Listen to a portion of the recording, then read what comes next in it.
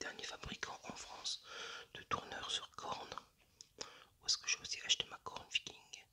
Mais ça, je pense que j'en ferai un épisode numéro 2. Donc c'est celui-là, monté sur un petit lacet bien sympathique et que je porte au cou régulièrement. Donc je suis vraiment très fier d'avoir ça car c'est pas n'importe qui l'a fait, c'est le dernier maître artisan, il est reconnu maître en la matière. Et puis je suis très flatté d'en avoir une. Je l'ai pas acheté forcément cher, mais je suis très content du résultat. Après, je vais vous montrer et faire quelques déclencheurs sur un collier que je ne porte pas beaucoup, seulement autour de mon pull Barbarian quand je le porte. C'est celui-ci.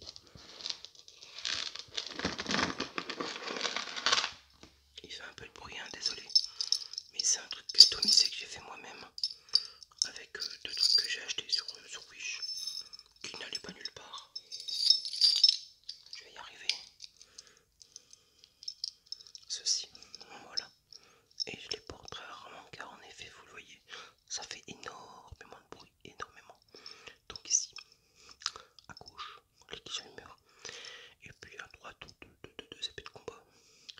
Avec au milieu des petites perles Viking que des fois je mets dans mes cheveux, que des fois je porte en bracelet ou sur un collier. Hein, des petits déclencheurs. Des petits déclencheurs. Des petits déclencheurs pour vous.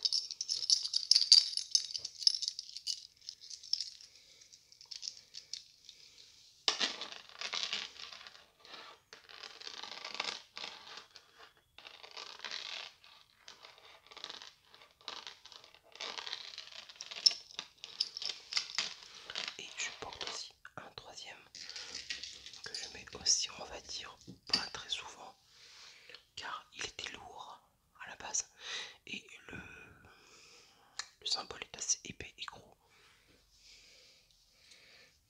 C'est une hache. Voilà, la hache Viking. Donc que j'ai acheté sur Wish. Je l'avais acheté sur Wish, mais le collier était beaucoup trop épais. Il était beaucoup trop épais. On aurait dit vraiment une chaîne, quoi. Une chaîne pour les chiens. Et pour mon coup, c'était pas assez grand. Donc je l'ai remplacé par un petit cordon qui fait aussi office de collier.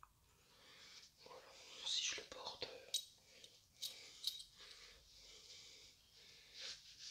Voilà, vous voyez, c'est beaucoup trop voyant. Je le porte vraiment que très rarement. Après, au niveau de mes bagues, j'en ai deux. J'ai mon fameux triquetra qui est là. Voilà, elle est belle, je la kiffe. Hop, voilà un peu le dessus, il est plat. Voilà,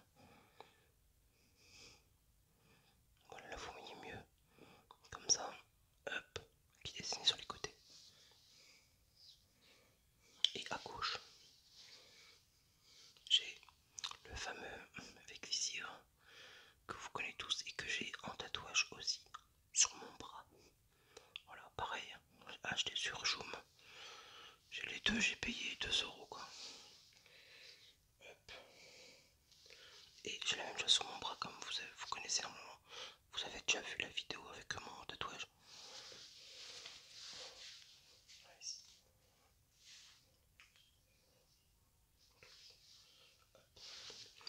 Avec mon corbeau, mon soleil et puis le symbole qui est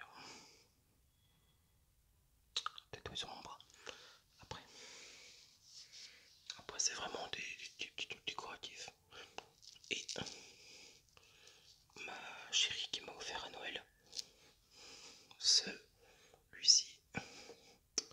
Voilà, celui que vous connaissez tous, hein, que dès que tu tapes Viking sur Wish ou sur Joom, apparaît. Hop. Le symbole de la tête de dragon. Voilà, un petit peu pour cela. Après à gauche, je débrasse les communs offerts.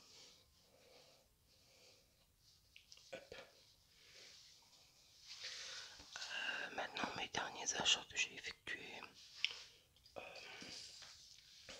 C'est un portefeuille fait maison par un maroquinier que j'ai trouvé sur Facebook.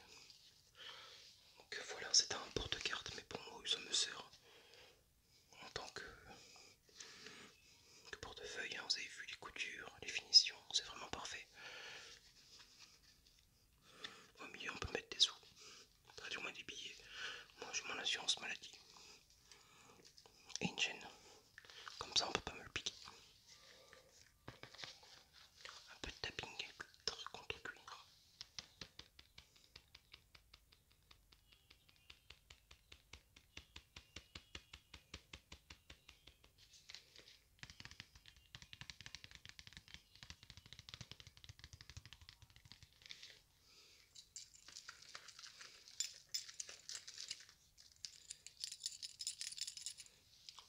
Franchement j'adore. Ensuite j'ai mon fameux couteau. En pochette en cuir que je porte rarement car en général c'est fait pour la rando, mais je fais pas mal de cuisine avec. C'est celui-ci de chez Gaëtan Zestelin, la coutellerie du Vieux-Chêne à Erquin-Gemlis, pas loin de chez moi à la base. Voilà. C'est un couteau qui a travaillé un petit peu, mais franchement c'est une tuerie. Donc voilà, presque 3 mm. Voilà, couteau pour randonneur, on va dire. Pour manger, pour couper, pour éplucher, pour faire un tout petit peu de taillage, pas du bâtonnage, hein, on se comprend. Voilà, avec la petite pochette en cuir qui va bien pour mettre autour de la taille sur une ceinture. Voilà.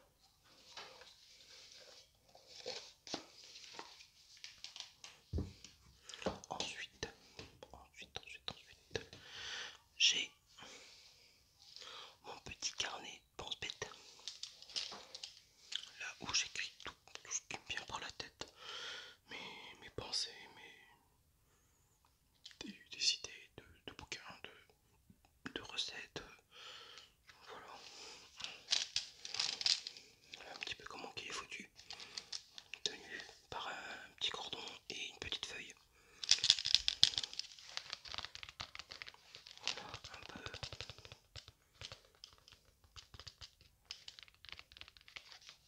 un peu du tapping.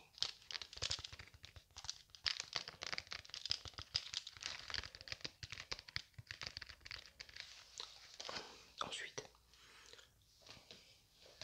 j'ai ma fameuse sacoche en cuir que je porte tous les jours à la ceinture. Avec dedans un bordel, c'est mon petit fourre-tout à moi. J'ai mes papiers, mon permis, tous des trucs comme ça. Voilà. Qui est fait à la main. Entièrement à la main. Cousu main aussi. Acheté sur la boutique médiévale.fr ou .com. Hop, elle se ferme. Elle est vraiment très solide. Derrière, tout est rifté et tout. Franchement, du très bon travail.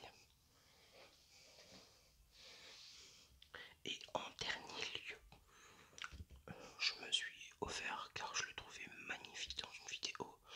Alors, en regardant sur YouTube, il y a un gars que je suis depuis des années, c'est Didier Nomade, qui fait des outils en cuir, des porte-cartes, des portefeuilles et tout, des couvre-cahiers. Et je lui ai acheté ceci. Voilà, c'est encore une fois de l'artisanat français, c'est un très joli porte-cartes avec du repoussage cuir, donc de la sculpture dans le cuir. Hop, avec le petit stylo qui va bien. Hop. Et en dessous, le petit cahier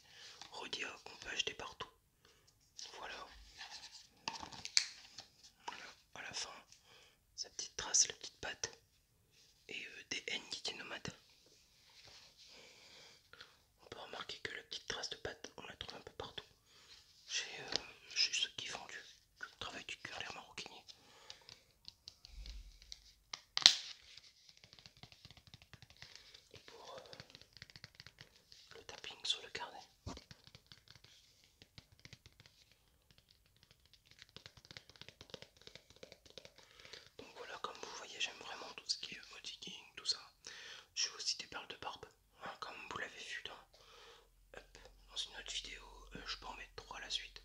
Mais voilà, aujourd'hui j'en ai mis qu'une. Pas besoin de plus. Voilà, tout simplement. Là, elle pose bien. Hop. Hop, ça bien. Mes cheveux toujours bien en arrière. Et puis voilà. Donc on va arriver à la fin de cette vidéo. En tout cas, j'espère qu'elle vous aura plu. Moi, je vous fais plein de bisous. Je vous dis à tous un bon week-end. Portez-vous bien. Et à très vite sur la chaîne.